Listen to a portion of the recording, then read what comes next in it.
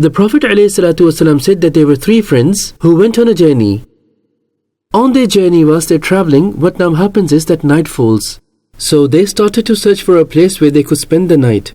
In today's day and age, we see a lot of technological advancements around us. Wherever in the world we may be driving down the road in the night, we do find a hotel to spend night in. But this wasn't the case in those days. It's already been around 1450 years since the time of the Prophet, and he's mentioning an account of even a previous era. It means this account took place thousands of years ago. There was nothing like this in that era. Where would people stay in those days? They would look for some kind of a cave in a mountain and spend the night over there. So the three friends did the same. They found a cave, they cleaned it, and said that let's spend the night over here, have some rest, and we'll continue our journey tomorrow morning.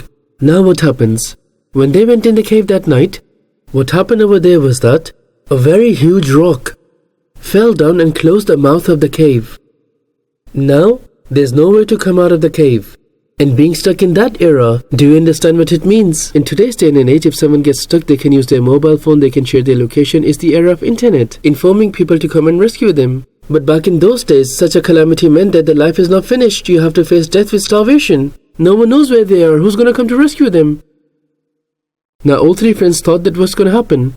What they then decided was, it is quite obvious that we will die, but let's make dua to Allah, and turn by turn, let all three of us present any such deed of ours in the court of Allah Almighty, which we are hopeful about that Allah Almighty has accepted it. And may Allah rescue us from this cave for the sake of that very deed.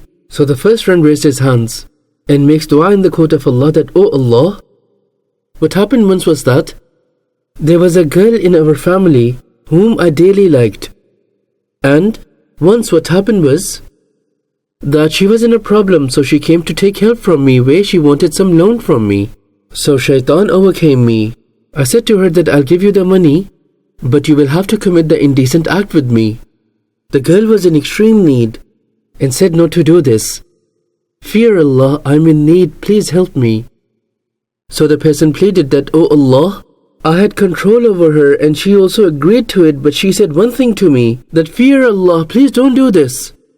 So, Oh Allah, at that time I feared you. There was no one who could see me.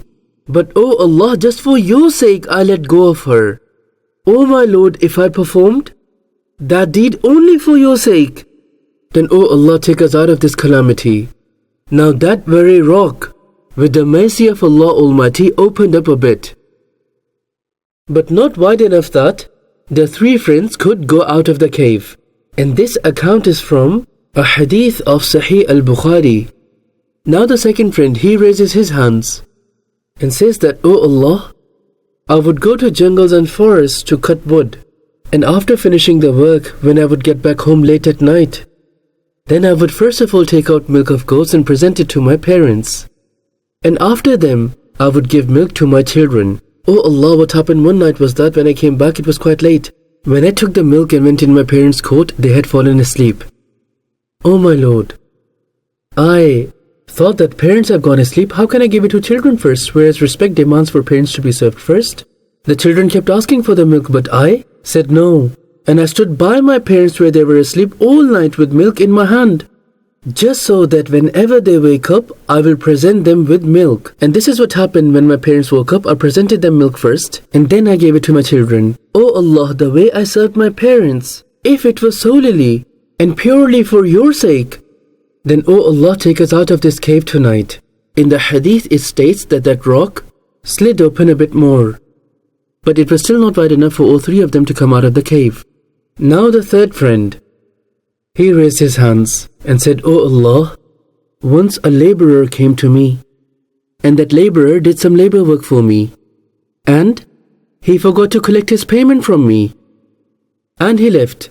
I kept his money separately on the side. In fact, what I did was that I invested his due amount in my business and ran operations on his behalf too. After a very long time, that laborer recalled it and came back to me saying that, do you remember I came to you and did some labor work and I'm due to collect his payment.